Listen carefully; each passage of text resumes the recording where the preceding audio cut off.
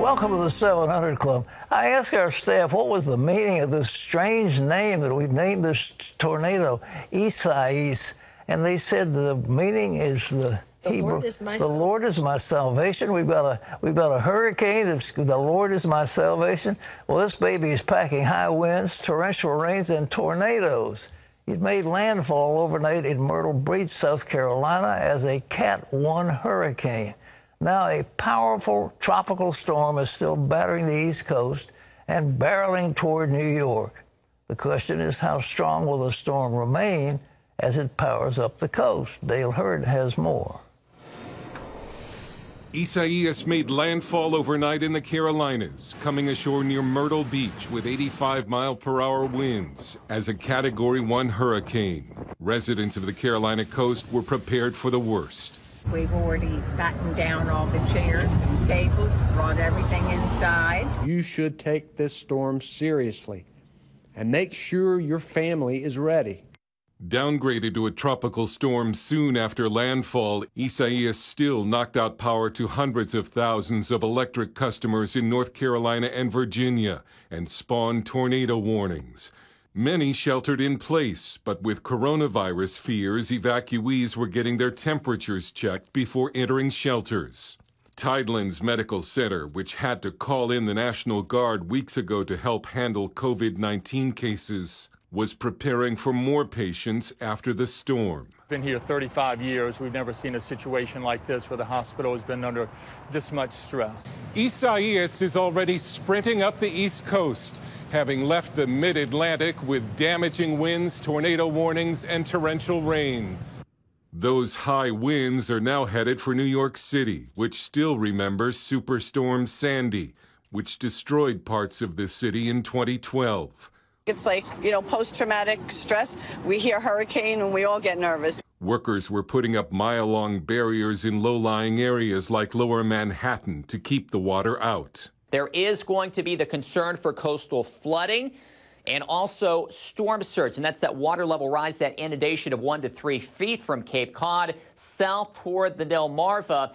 The Atlantic coast has seen worse, but Isaias could stay at or near tropical storm strength all the way to New England. Dale Hurd, CBN News.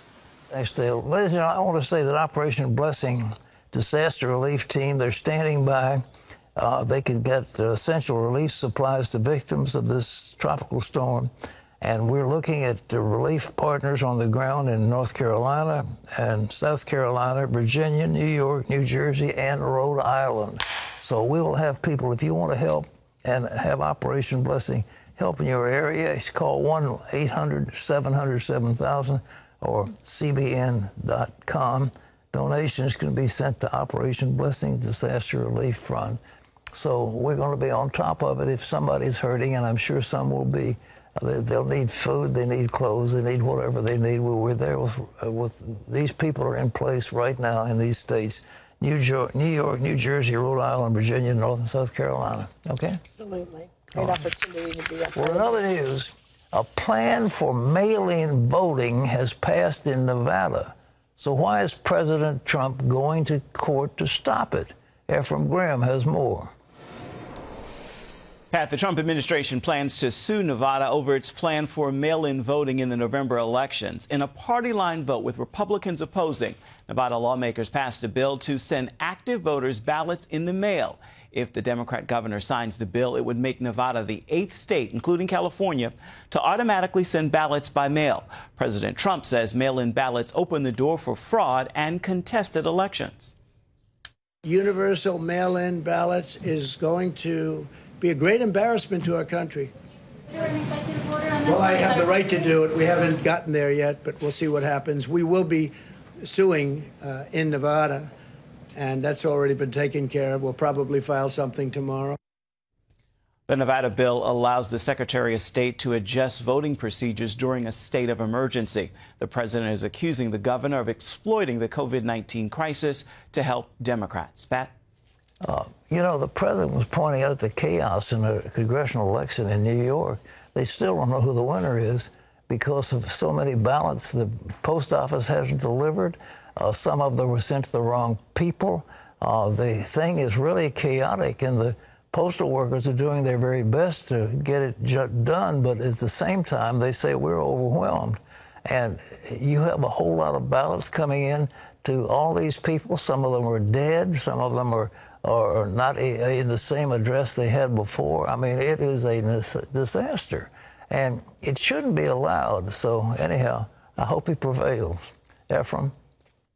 Pat, some good news on the coronavirus front. Daily cases dropping below 50,000 for the first time since early July.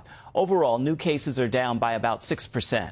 Still, the number of deaths continues to rise, up 24% over last week. More than 155,000 overall. It's important to note those numbers often lag behind by about 2 weeks. Meanwhile, states continue to grapple with opening schools. In Georgia, 260 teachers and staff preparing for the new school year were sent home after testing positive or being exposed to the coronavirus. In the early days of the pandemic, churches shut their doors to keep their congregations safe. More than 5 months later, many remain closed either by government order or choice. As Charlene Aaron shows us, there's still widespread uncertainty of when they'll open again. As churches across the country grapple with how to safely reopen their doors, some pastors say they won't resume regular services until 2021. That's a big change from earlier this year, when many thought the coronavirus shutdown would only last a few weeks. When COVID-19 forced houses of worship to end in-person services, many switched to streaming church online. While some have resumed traditional Sunday services, a growing number of pastors say the virus remains too much of a risk. Andy Stanley of Atlanta's North Point Community Church recently announced plans to continue virtual services for the rest of the year. Stanley, who leads the 40,000-member congregation, says he can't ensure people's safety for in-person services. Others, like Pastor Brian Tome of Cincinnati's Crossroad Church, agree. We're not going to go back in buildings for the rest of 2020. As the COVID uncertainty stretches into August, the number of people watching online services has also declined from the record numbers seen 4 or 5 months ago. According to a recent Barna survey, 32% of practicing Christians have stepped away from digital worship. They're dealing with grief or they're dealing with depression. People are just thrown off their rhythms and they're just hanging on as best as they can. And that means they're dropping away from things they used to do, unfortunately, like go to church or stream services. In order to bring people back, Pastor Tome has moved services from his megachurch to the surrounding area. We're having community events at all of our buildings. We're a multi-site church. We're also having live events at a park in Cincinnati. Social distancing, people wearing masks. God lifts us up. He pulls us up.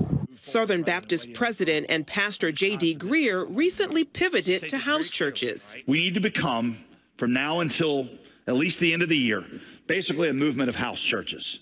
Instead of the Summit Church being 12,000 people meeting in 12 locations on the weekend, now we're going to be about 15,000 people meeting in about 2,400 locations. Our primary focus moving forward is going to be gathering together in small groups for worship and prayer in homes, multiple families. Meanwhile, most spiritual leaders say they're willing to reopen their buildings if and when cases drop. Until then, they're holding out hope that these new ways of ministry will lead to greater opportunities. I would love if there was some miracle move of God and shoot, we could open up at Christmas. I would love that. God's doing a new thing. And the more energy and effort we spend thinking about the old thing and structuring for the old thing and complaining that we don't have the old thing, the less we're going to actually have something for the new thing. Charlene Aaron, CBN News. A time for church innovation indeed. Pat? I hope that doesn't diminish church attendance. I'm afraid it will. When you get in the habit of every Sunday, that's when you go to church, then suddenly you're not in that habit, so you start doing something else on Sunday. So now church now opens again. They say you're welcome, and you say, well, I'm already doing something else. That would be a tragedy. But at the same time, it would be a tragedy because this coronavirus is so incredibly contagious. And the effects of it are so long-lasting. Not only does it affect people's lungs, but it affects their mental capacities, it affects their joints, it affects everything about them. and we haven't yet plumbed the depth of the effects of coronavirus. So hopefully we'll get a vaccine. I was reading about that one in Oxford that looks like it's very promising, and it looks like it's ready to be brought onto the market. So several big companies, Pfizer among them, have gotten big contracts to provide many cases of vaccine, and that would open the doors. But right now, you don't want to risk your life going to church. I mean, you know, it's been a wonderful time to meet with, and the Bible says, don't forsake the assembling of yourselves together. So we want to assemble together if at all possible, but we don't do it at the risk of our life. Now, here's a conundrum. Assume you are under attack by Antifa, and you're a church, and they're coming to destroy your precious possessions, or you are a Christian college. What do you do, Ephraim? Christian College in Eugene, Oregon is standing against radical activists who want to deface or tear down a 56-year-old cross on the campus. Members of Antifa claim the cross is a racist symbol. They want it removed from the New Hope Christian College campus, but their efforts were stopped. Pastor Wayne Cordero is president of the private school. He tells CBN News the church turned out to protect the cross. In mass, they showed up, and there were about 300 that showed up to say, no, we're going to draw a line in the sand against this kind of rebellion and revolt, and we're not going to allow it anymore because they're eroding our Christian rights. And in fact, it would be deemed a hate crime, a religious hate crime, if they came and tore that cross down, because actually there's an Oregon revised statute that says that that's a bias against someone's religion. And so they stood fast and stood strong and said it's not going to happen. Pastor Cordero says police did stand ready to help, but in the end, they were not needed. Pat? I'm not sure how I would handle it, but I think I would turn the other cheek, and then I'd let them have it. I'd stand up with the 300 and draw the line in the sand. Absolutely. Wouldn't you? Yes. But imagine the cross now becomes a symbol of racial. Everything is now racial. Everything is now hate. There isn't anything that isn't hateful. You can find everything in our society is hateful. Capitalism is hateful. Hiring people to work is hateful. Giving them a task to perform is hateful. Drafting them into the military is hateful. This is ridiculous. This is absolutely an absurdity that these crazy people, these anarchists are trying to impose on America, and we should stand up to it. I mean, if we have to do it with force, let's do it with force. You know, we're supposed to be peace-loving, but at the same time... there is righteous anger, though. Well, we have here at CBN, I just want to tell any of these crazies that want to come after us, we have a very competent police force. They are trained police officers. They have weapons training. They are equipped with weapons, and they know how to use them. So I'm delighted. I mean, we trust in the Lord, but at the same time, we're not so foolish as to realize that there are people who have hate in our society, and we're not going to let them have free rein against us or anybody else. And I think, you know, we've had shootings in churches, and one shooter was going wild until another, there was an off-duty police officer who happened to take him down. He shot him, and protected the rest of the congregation. It's a terrible, terrible thing when our society has gotten to that place, but that's where we are. But at the same time, I think love triumphs, and that's what God wants to do, and through the power of the Holy Spirit, wonderful things can happen. Terry. Well, still ahead, Duck Dynasty star Phil Robertson joins us live, but it's not ducks he's calling now, it's Christians. What does he want us to do? Stay tuned to find out. But first, the lies of the 1619 Project, what are they? And what's the plan to teach them in America's schools? You can't afford to miss this, so stay with us.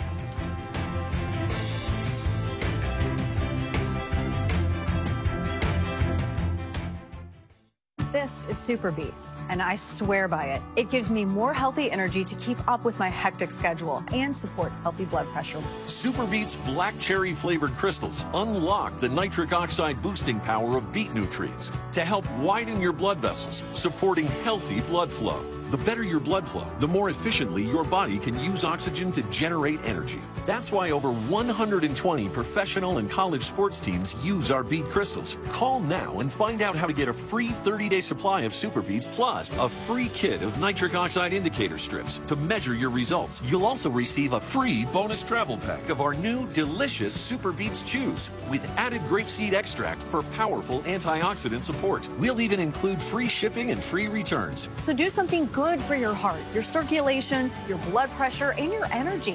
You'll love Super Beats or your money back. Call 1-800-919-1440. That's 1-800-919-1440. Tomorrow.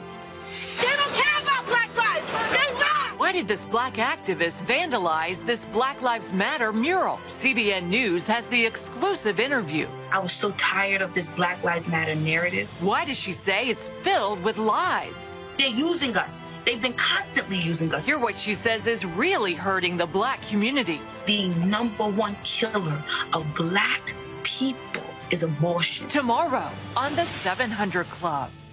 Stay connected with CBN News all day across our platforms.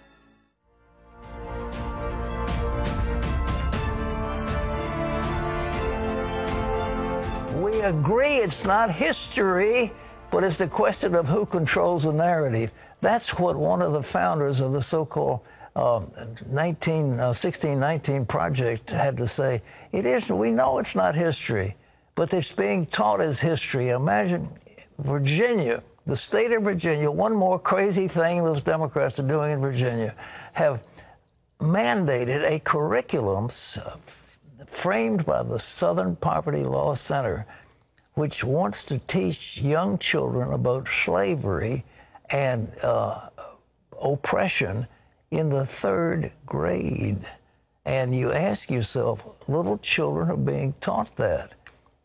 The 1619 is being packaged as a curriculum for K-12 students, and it's called the 1619 Project. It was first made public in the New York Times. Well, what is it exactly? Charlene Aaron explains. The 1619 Project is an ongoing narrative first published in the New York Times last August, marking the 400th anniversary of the arrival of African slaves to the colony of Virginia.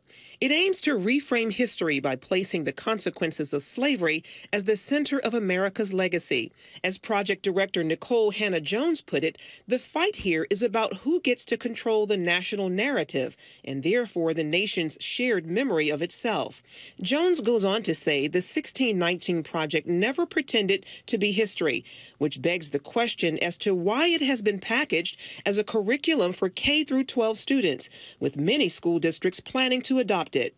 Among its claims are the idea that the American Revolution was launched in order to ensure slavery would continue, and that modern American capitalism has its roots in plantation slavery. Robert Woodson, founder of the Woodson Center, an organization that seeks to strengthen and uplift black communities, strongly disagrees with the goals of the 1619 Project, saying it hurts black Americans by casting them as perpetual victims while ignoring black America's long history of success and achievement. Well, Bob Woodson, founder of the Woodson Center, joins us now by Skype. And Bob, what are the ways that black Americans are being hurt by the 1619 Project narrative? Well, what is happening is that a group of blacks have gotten together and they have hijacked the rich legacy of the civil rights movement by demeaning, assuming that America is defined by race. Well, we have, since they are using the black issue, we have organized black scholars and activists all over the country to push back against this false narrative. We're not doing so by offering a counter debate. We're offering a counter narrative, an inspirational and aspirational alternative. We're developing curriculum K through 12 that celebrates America. It recognizes that America's birth defect was slavery, but America is defined by its promise. And so we are celebrating it, how blacks achieved in the face of oppression. We're telling success stories. We're telling the real story of America. Black and brown people are risking their lives to come to this country. And so we are going to be celebrating our rich legacy and showing America that they don't speak for Black America, that we believe in this nation. Well, Bob, what happens with individuals when they're taught to see all of American history through the lens of slavery and oppression? It really, Pat, what they're saying is that that Black America's history is just from slave ships to plantations to the ghetto. Some of our scholars looked at the records of 6 major plantations at the end of slavery. They found that 75% of the families were living with a mother and a father raising children. In other words, for a whole century, Black America, even in the face of oppression, the family thrived up until 1965. In fact, Pat, between 1930 and 1940, when racism was enshrined in law, Black Americans had the highest marriage rate of any other group in society, and that is, and elderly people could walk safely in their community, unlike today. And that's because of our Christian faith and the importance of the nuclear family. We prevailed. We closed the education gap between 1920 and 1940 because we had Christian schools, the Rosenwald Booker T schools, 5,000 of them. So all of this rich history of perseverance, of achieving against the odds, is totally ignored by 1619 because it doesn't fit the victim's narrative that they're trying to paint for Black America. Bob, what happened when the law was passed which guaranteed certain income and stuff? What has that done to the nuclear family among the Black community? Pat, up until from 1865, at the end of slavery, until 1965, the Black nuclear family was intact. But that has changed since 65 with the advent of the poverty programs, removing the stigma of welfare, the federal government, what the social scientists, the socialists at Cloud and Piven at the Columbia University School of Social, they said if we can separate work from income, it will make the man irrelevant, and also it'll create a situation where it will bankrupt the nation and force America to redistribute income. And as a consequence of this intervention, the out-of-wedlock births has soared so that 70% of all children are born in single-parent households. But Pat, this is a phenomenon that was caused by the progressive social policies of the 60s. It had nothing to do with institutional racism. It had everything to do with corrupt, corrosive policies of the 60s. And unfortunately, those civil rights leaders have turned the civil rights movement into a race grievance industry. And they are the ones who, as mayors, and have spent $22 trillion on programs to aid the poor, with 70 cents of every dollar goes to those who serve the poor and not those who are solving problems. How are we going to turn this around? Because, as you said, the nuclear family, a husband and a wife and children living together is the surest cure against poverty. How are we going to get that back again? Well, right now, if you say that 70% of those families are raising children that are dysfunctional, it means that 30% are not, Pat. So what the Woodson Center is doing in 1776, we go into those communities and ask among the 30%, how did you achieve against the odds? And how can we learn and take what you have done and share it with the 70%? We have examples, for instance, in a public housing project in D.C., where people began to apply these old values to a new vision, and young people became remoralized.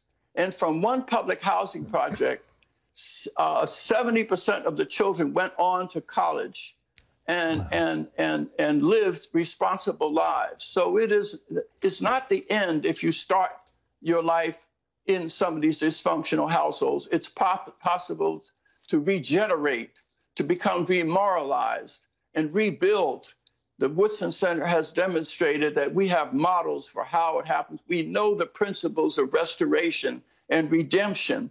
We just have to invest in them as an alternative to what 1619 is preaching. Well, you pointed out, among other things, that I think is very important, that the largest portion of this anti-poverty money goes to the people who are dealing with the program. I mean, they're enriching themselves. We use the term poverty pimps, but that's what they're doing. What are you doing against that? Well, first of all, we are saying to American corporations, stop sending checks to Black Lives Matter. They're doing it by the millions. And the very fact that in the demonstrations and violence in Oregon, they recently burned the American flag and they burned Bibles. So any pretense that they are doing this to promote social justice for blacks is just not true. This is an assault on civic institutions. This is an anarchist pushing against and trying to destroy our nation. And so it is important for private investors to invest in those institutions within those black communities that are struggling to regenerate within. And so that's what we are doing at the Woodson Center, providing models for how regeneration of these communities can occur. Pat, the best-selling book in Amazon in the socialist section is Communism for Kids. Communism for kids. Communism for kids. Well, Bob, we are providing alternatives. Bob Woodson, I thank you so much. What a great work you're doing. And ladies and gentlemen, I want to talk to you again. Black Lives Matter, the three women who started Black Lives Matter, two of them were avowed Marxist socialists, and they were trained. They bragged on the fact they'd been trained as revolutionaries. It has nothing to do with helping black people. It has to do with bringing in a socialist agenda into America.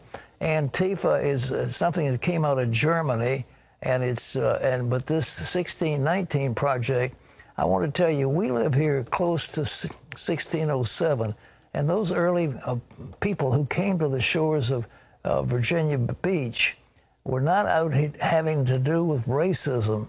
They were here and they planted a cross and they said, we want to start a land where we can be free to worship God. The same thing is true in 1620 when they were up in New England and the Plymouth Rock. They were people who were fleeing religious persecution, and it had nothing whatsoever to do with slavery. It had to do with, we want to be free people, we want to be free to worship God, and we want to be free of state churches that have imprisoned us and oppressed us. That's what it was all about, and to change that narrative. But as the leader of the 1619 Project, he said, we know it's not history. We admit it's not history. It's a question of who controls the narrative. And it's time we take the narrative back. And I tell you, Robert Woodson and his group are doing a tremendous job. Maybe some of those corporations will give some of that money to the Woodson Center. They're being steamrolled by these people. And it looks like, I mean, Black Lives Matter, you've got big things all over the, and in athletic events, they've got Black Lives Matter.